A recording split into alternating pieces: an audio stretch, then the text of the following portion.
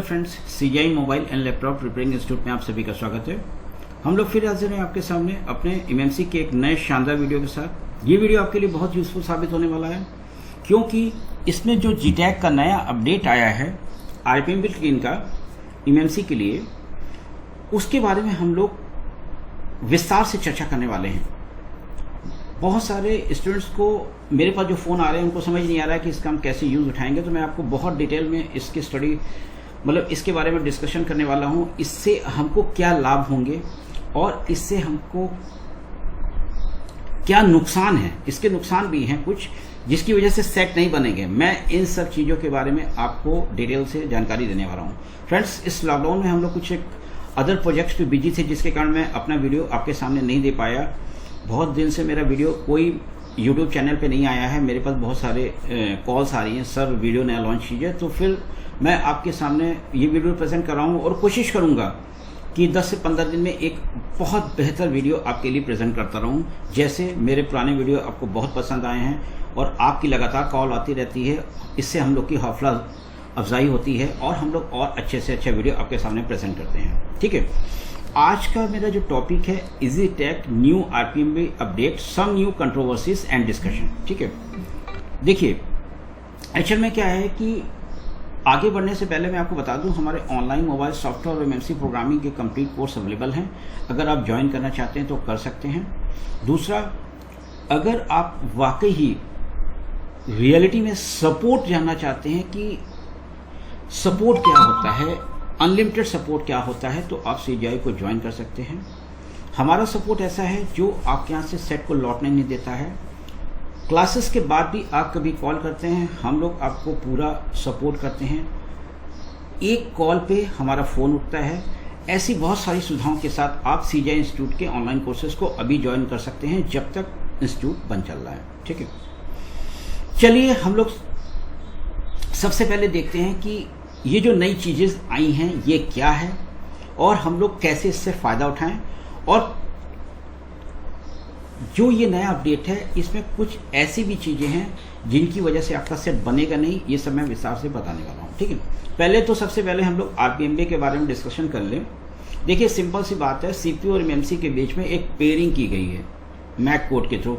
मेरे पिछले वीडियो में मैंने आरपीएम के बारे में बहुत डिटेल से इस चीज़ के बारे में बताया था।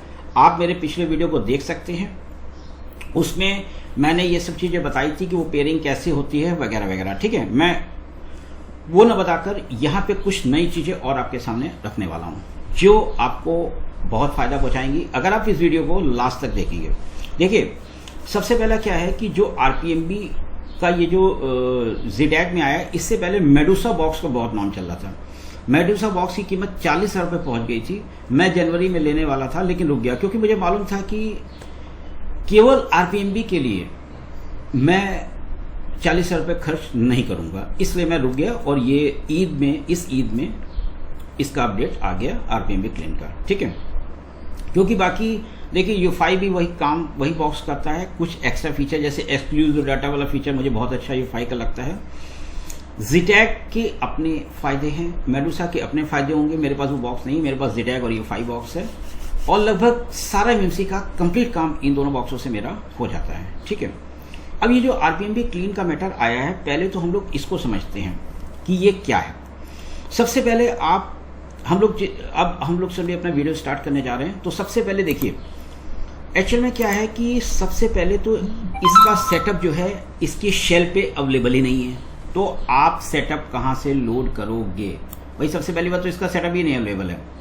देखो मैं आपको दिखा देता हूँ, इसकी शेल पे सेटअप नहीं है। सबसे लड़के यही कॉल करते हैं। देखिए मैं ये सब चीज़ें आप लोगों को पता चल चुकी होंगी, लेकिन फिर भी मैं बहुत डिटेल में वीडियो बनाता हूँ तो मैं एक एक चीज़ आपको बताऊँगा।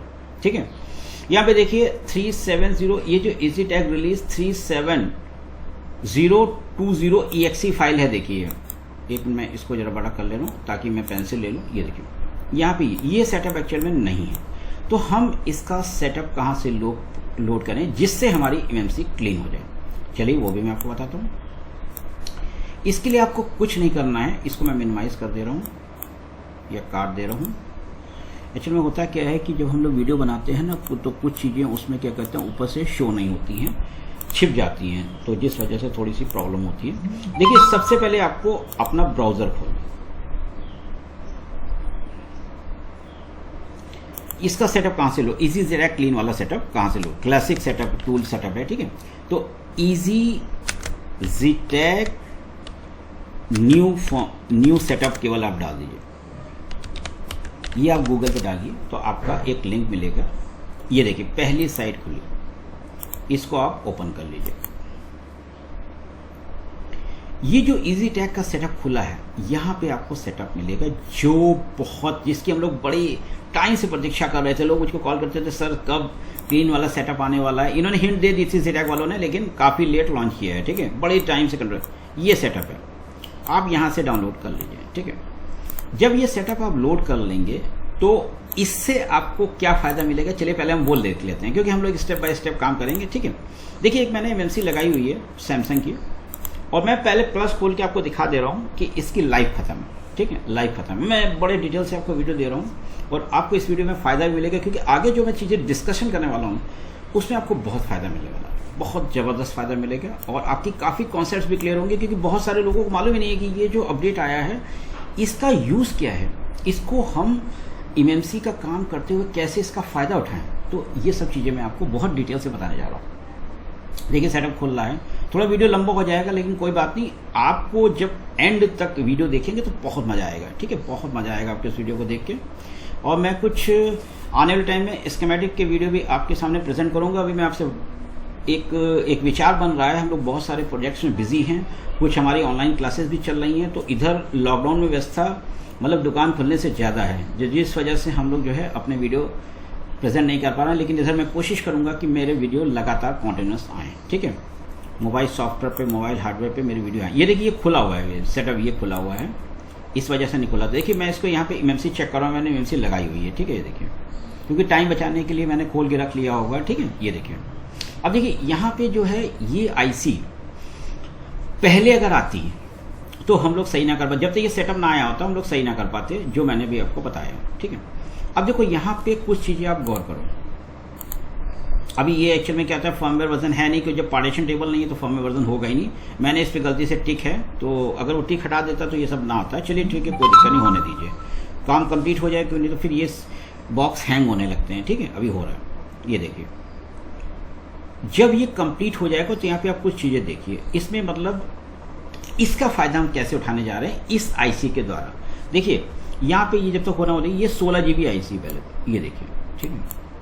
अब यहाँ पे देखो, यहाँ पे जो ये RPMB पार्टीशन दिखा रहा है, रिप्ले प्रोटेक्टेड मेमोरी ब्लॉक, मेरा पहला वीडियो आप देख लीजिएगा तो उसमें आपको बहुत सारी चीज़ें क्लियर होंगी, और ये नई कॉन्सेप्ट और क्लियर करने वाला वीडियो मेरा दावा है। इस वीडियो को लास्ट तक देखिए, आपको बहुत मजा मिलने वाला है, बहुत ही ज़्यादा नॉलेज आपको होने वाली है, ठीक है।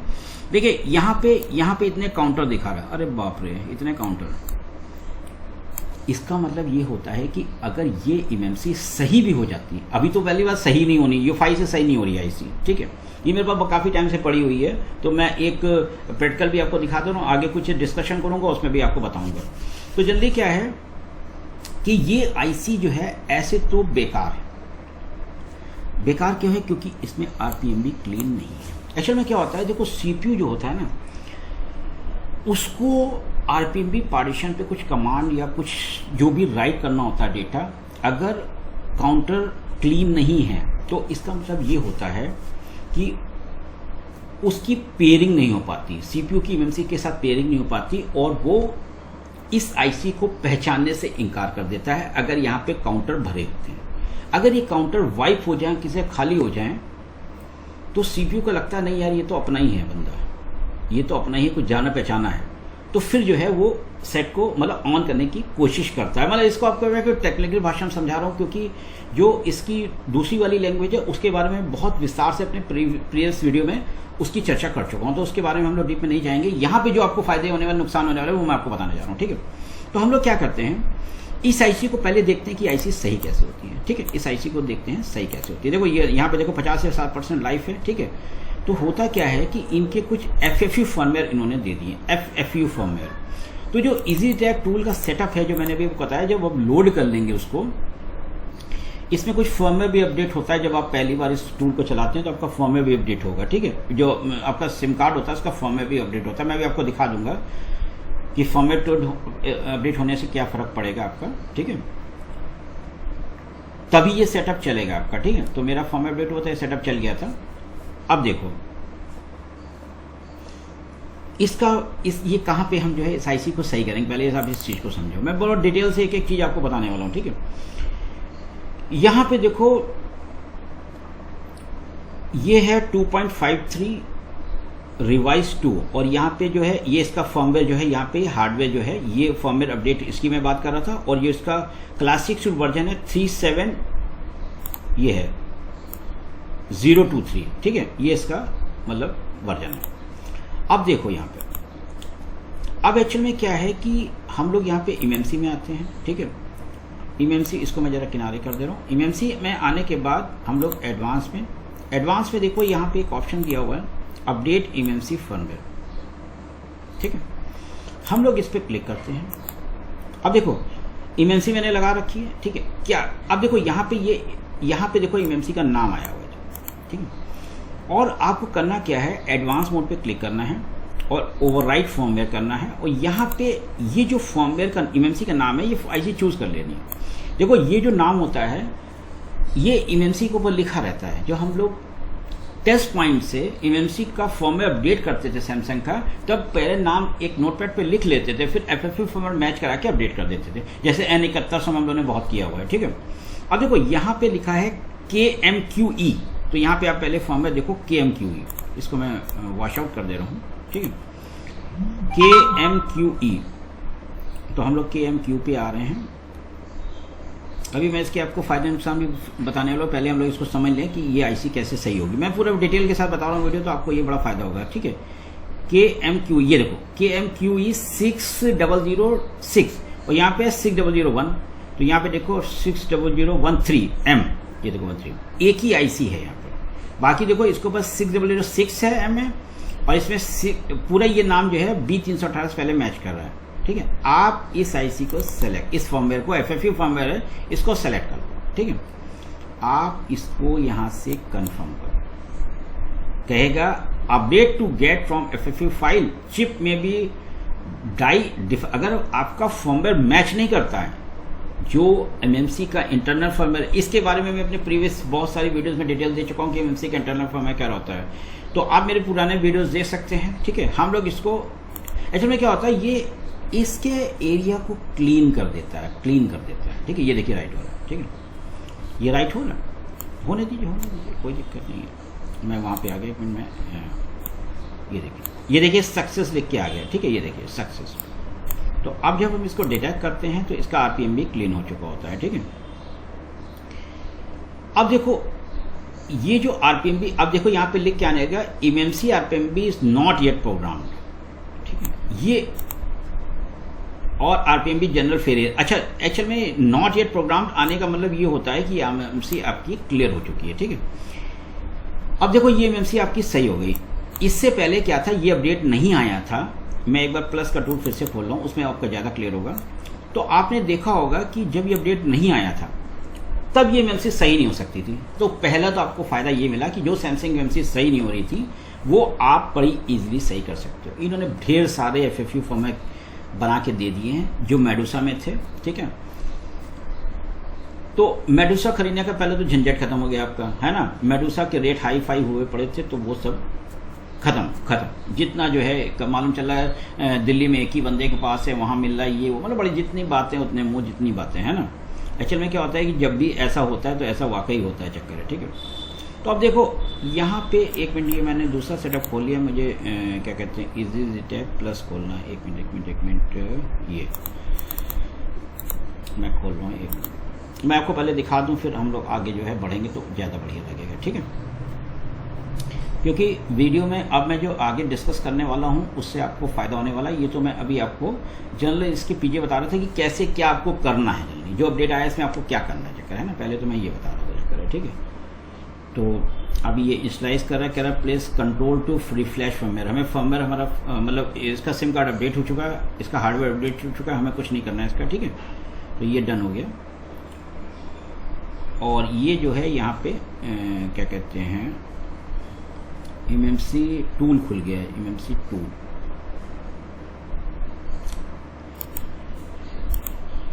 चलिए मैं इसको कनेक्ट करता हूँ, कोई दिक्कत नहीं है। यहाँ पे भी डिटेल आ जाएगी, कोई दिक्कत नहीं है, ठीक है। एमएमसी टूल भी कोई दिक्कत नहीं है, यहाँ पे डिटेल। अब देखो यहाँ पे क्या है कि यहाँ पे अब एक चीज़ देखो, यहाँ पे ये देखो, ये क्लीन हो गया, ये देखो, ये आरपीएम भी क्लीन, ये देखो। और ये हमारे लिए अब क्या होगा, अब देखो फायदा क्या होने वाला है इससे, आपका जो है ZTAG, वो आपका जो CPU है किसी भी सेट का, जिसमें भी आईसी, वो भी इस आईसी को अपना समझेगा, बस ये समझो, इस आईसी को अपना समझेगा और आपका सेट ऑन हो जाएगा, ठीक है। ये तो चलो हमको इसका फायदा मिला कि इस आईसी को हम काफ़ी जगह यूज़ कर सकते हैं, ठीक है, काफ़ी जगह यूज़ कर सकते हैं।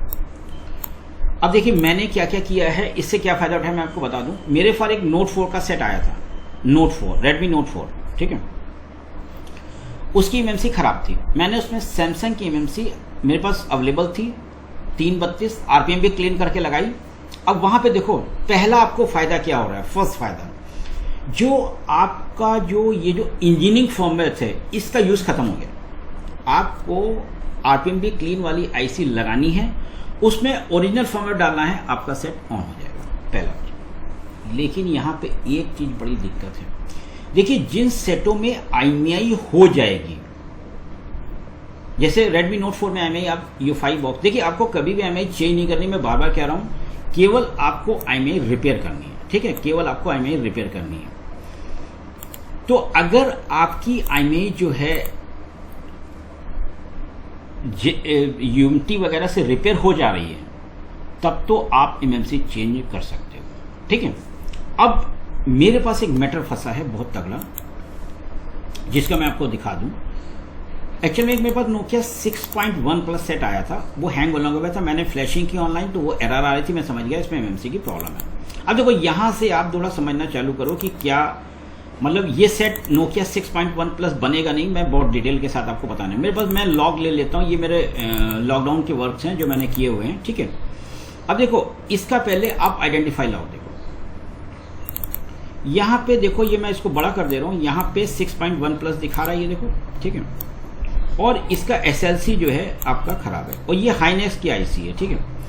तो अगर हाईनेक्स की आईसी है तो इसमें जीपी पार्टीशन बन जाते हैं, आपको मालूम है, मुझे, मैं अपने पुराने वीडियो में बता चुका हूँ, मुझे बताने की जरूरत नहीं है। ये आईसी जीपी पार्टीशन बनाने के बाद भी सही नहीं हो रही है, ठीक है। इसका मैंने सिक्योरिटी बैकअप ले लिया है, मेरी बात समझिएगा, और साथ ही साथ एक्सक्लूसिव डाटा का बैकअप भी UEFI से ले लिया है।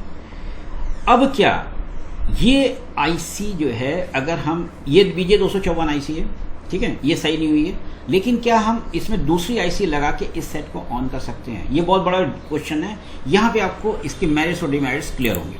देखो पहली चीज़ तो ये है कि अगर आप दूसरी MMC इसमें लगाओगे तो आपका ओरिजिनल IMEI का बैकअप काम नहीं करेगा, क्योंकि देखो CPU में RPM भी जरूर क्लीन हो गया, लेकिन कुछ ऐसे हार्डवेयर से, कुछ ऐसे उन्होंने IMEI की सिक्योरिटी CPU के साथ मैच कराई हुई है हार्डवेयर के थ्रू, जिससे आप, भाई देखो सिंपल सी बात है कि जब भी अगर ऐसा ना होता तो आप कोई भी ओप्पो का सेट है उसमें MMC चेंज करते, पुराना बैकअप डालते, आपका सेट जो है ऑन हो जाता है। तो हम लोग जब किसी भी सेट में, हाई रेंज के सेटों में जो अब लेटेस्ट सेट आ रहे हैं, उसमें जब MMC चेंज करते हैं और पुराना बैकअप डालते हैं, तो IMEI जो है कुछ केसेस में नहीं आएगी, जिसमें ये, अब जैसे नोकिया का सेट है, ये ऐसे सेट हैं जिसमें आप अगर दूसरी आईसी लगाएंगे और पुराना बैकअप डालेंगे तो आपकी IMEI नहीं आएगी। यहाँ पे मैटर फंसेगा,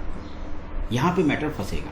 देखो एक्चुअल में अगर आपकी IMEI, अब जैसे ओप्पो के सेट हैं, रियलमी के सेट हैं, भाई इनकी फ्लैशिंग इतनी टफ है तो इसमें IMEI हम कहाँ से डालेंगे? आप खुद सोचो IMEI कैसे, कोई बॉक्स इसमें IMEI रिपेयर नहीं कर रहा है। जैसे रेडमी के सेटों में Note 4 वगैरह में मैंने बताया कि आप MMC चेंज करो, आपको इंजीनियरिंग फॉर्मेट डालने की जरूरत नहीं है, आप ओरिजिनल फाइल से फ्लैश करो, सेट ऑन हो जाएगा। मैंने किया हुआ है, ठीक है, मैंने किया हुआ है, जबरदस्त सेट ऑन हुआ था, मजा आ गई थी। वो मेरा प्रैक्टिकल था और बॉय, और मेरे एक स्टूडेंट ने भी एक CPU चेंज किया, ठीक है, उसके बाद उसने उसमें इंजीनियरिंग फॉर्मेट नहीं डाला। मेरे क्या कहते हैं, मुंबई का स्टूडेंट है, मुंबई का। कल ही मेरी उससे बड़ा इस पर डिस्कशन हुआ। हम लोग ऐसे डिस्कशन स्टूडेंट के साथ करते थे, जो ऐसे स्टूडेंट्स होते हैं, डिस्कशन हम लोग का लंबा चलता है। तो उसने CPU चेंज किया, CPU ख़राब था नोट 4 का। उसके बाद उसने कहा सर आपके पास इंजीनियरिंग फर्मवेयर है, मेरे पास था। मैंने कहा इसमें तुम इंजीनियरिंग फर्मवेयर मत डालो, इसमें तुम MMC निकालो। उस सैमसंग की MMC लगी थी, उसका RPM भी क्लीन करो, ओरिजिनल फर्मवेयर डालो, सेट ऑन हो जाएगा। सेट ऑन हो गया। अब यहाँ पे तो देखो मैटर ये है कि आप IMEI डाल सकते हो आराम से। QSN फाइल डालो, तो QSN में जब QSN आप राइट करते हो, ये जो UMT का नया सेटअप आया है, इसमें जब आप QSN राइट करोगे तो उसमें पहले फिर IMEI का ऑप्शन मांगता है। उसमें आप IMEI जो है ओरिजिनल कभी भी चेंज मत करना, मैं बार बार कह रहा हूँ, ओरिजिनल IMEI डालो, आपकी IMEI राइट हो जाएगी, ठीक है। लेकिन क्या नोकिया की सिक्योरिटी इतनी तगड़ी है कि अगर आपको मालूम है इसका RPL बैकअप पुराने सेटअप का उड़ जाता था तो कभी भी IMEI वापस नहीं आती थी जब तक आप RPL बैकअप राइट नहीं करते थे, ठीक है। ये आपको मालूम होगा। यहाँ पे भी सिक्योरिटी का वही हाल है। अगर हम इसमें दूसरी IC लगाते हैं, देखो ये मैंने टेस्ट नहीं किया है लेकिन मुझे मालूम है कि ये चीज़ सही नहीं होनी है। अगर हम इसमें RPMB क्लीन की दूसरी IC लगाएंगे, पुराना बैकअप डालेंगे, तो वो IMEI नहीं आएगी। अब कैसे मुझे पता चला? नोट 4 में जो मेरा स्टूडेंट है उसने MMC से FSG modem ST1 modem ST2 backup लिया था, ठीक है। RPMB क्लीन किया, वही बैकअप डाला, नहीं हुआ। क्यों? क्योंकि CPU चेंज हो चुका था, ठीक है। लेकिन वहां पे आपके सामने पॉसिबिलिटी है कि आप UMT से IMEI को रिपेयर कर सकते हो, लेकिन नोकिया के सेटों में IMEI रिपेयर। देखिए इसमें एक काम ये हो सकता है कि हम लोग क्या कहते हैं, जब CPU चेंज MMC चेंज करेंगे तो इसके ऊपर ऑनलाइन फ्लैशिंग करके देखेंगे। अगर ऑनलाइन फ्लैशिंग में IMEI रिपेयर सर्वर कर दे रहा तो बहुत बड़ी बात है, लेकिन अभी मैं इस बारे में श्योर नहीं हूँ, क्योंकि देखो लॉकडाउन चल रहा है, मुझे बहुत सारे प्रैक्टिकल करने हैं। जैसे लॉकडाउन को लेकर हम लोग ऐसे बहुत सारे प्रैक्टिकल करके अपने और मतलब जो रिजल्ट है आपके सामने रखेंगे, ठीक है। तो अब देखो मैं इस वीडियो को फाइनलाइज कर रहा हूँ। फाइनलाइज करने का मतलब ये है कि आपको इससे क्या फ़ायदा होने वाला है, क्या नुकसान होने वाला है, पहले ये समझो। देखो जिन सेटों में IMEI रिपेयर हो जाएगी, मेरी बात समझना भाई, देखो बहुत सारे छोटे सेट भी ऑन नहीं होते थे, आपको मालूम है, RPMB क्लीन ना होने के कारण, है ना। RPMB क्लीन होती थी और मैं इसके बारे में आपसे बहुत पुराने वीडियोज़ में डिस्कशन कर चुका हूँ, ठीक है। अब वो सेट ऑन होने लगेंगे। लेकिन जिन सेटों में जैसे Oppo, Realme, मतलब हम लोग मेन जो इस टाइम ब्रांड चल रहे हैं, Vivo, इनकी बातें करते हैं, ठीक है। अब देखो एक्चुअली में क्या होता है, इनमें जब आप MMC क्लीन लगाओगे तो सबसे बड़ा इशू आपका IMEI का फंसेगा भाई। अब जैसे मान लीजिए मैं एक एग्जांपल और दे रहा हूँ, ये जो मेरे पास ये जो लॉग है, इसमें मेरा बैकअप पूरा निकल आया है लेकिन IC सही नहीं हो रही है। कई बार आपका बैकअप निकल आएगा लेकिन IC GB पार्टीशन बनाएंगे उसके बाद भी सेम यही दिखाता रहेगा। तो जब बैकअप निकल आता है, सिक्योरिटी बैकअप निकल आया है, उसके बाद आपकी IMEI नहीं सही हुई, मेरी बात समझिएगा, उसके बाद आपकी IMEI नहीं सही हुई, उसके बाद आपकी MMC नहीं सही हुई, तो अब जब आप MMC चेंज करोगे तो यहाँ पे मेन मैटर आपका IMEI वाला फंसेगा। और ये एक ऐसा विषय है कि जब तक IMEI रिपेयर नहीं होगी तब तक कस्टमर सेट नहीं होगा। तो ये जो लेटेस्ट CPUs वाले, ये जो लेटेस्ट ब्रांड हैं जैसे Oppo, Realme, Vivo और Redmi, इनकी अगर हम बात करें तो इनमें जिनमें IMEI आप रिपेयर कर ले जाओगे MMC क्लीन लगाने के बाद, RPMB क्लीन वाली MMC लगाने के बाद, तो आपका सेट सही होगा, दरवाजा आपका सेट नहीं। मतलब इसके आने से ये नहीं कि सब कुछ बहुत अच्छा हो गया। ये ठीक है कि बहुत सारी ऐसी जो सही होती वो सही होने लगे, नो डाउट है, लेकिन अभी भी बहुत सारे चैलेंजेस हमारे सामने हैं। हमें कुछ राहत तो मिली है, क्योंकि एक्चुअल में क्या होता था, जब सैमसंग की IC हम लोग देखते थे मूड खराब हो जाता था। अब देखो अब एक्चुअल में होता क्या है कि कम से कम अगर वही IC सही सैमसंग की हो जा रही है, बात समझिएगा, तो एटलीस्ट हमें आराम है, क्योंकि CPU रिकॉग्नाइज कर लेगा, हाँ वही IC है, चलो हम डाल देते हैं, बैकअप आ गया, हमने MMC क्लीन की, सही हो गई, खत्म करो। लेकिन जब हम MMC चेंज करेंगे तो IMEI वाला बहुत बड़ा इशू आपके सामने आने वाला है, बहुत बड़ा इशू। और ये देखिए जो मैं आपको बता रहा हूँ, ये एक्चुअल में क्या होता है, जब आप डीप में जाओगे तभी आपको ये सब चीज़ें समझ में आएंगी, इतना डीप में जाओगे तभी चीज़ें समझ में आएंगी। तो ये सब फैक्टर्स आपको करने हैं और समझना है। तो देखो एक तो ये हो गया कि अगर सेम MMC मतलब सेम CPU के साथ MMC आप RPMB क्लीन कर लगा रहे हो तो आप सुरक्षित हो, आपकी IMEI आ जानी है, कोई दिक्कत नहीं है, ठीक है। क्योंकि इसमें कुछ अब जो है हार्डवेयर से भी फ्यूजिंग हो रही है। मैं इसके बारे में पुराने वीडियोज़ में एक्सप्लेन कर चुका हूँ। जो Qualcomm CPU आ रहा है वो अपनी सिक्योरिटी बढ़ाता जा रहा है।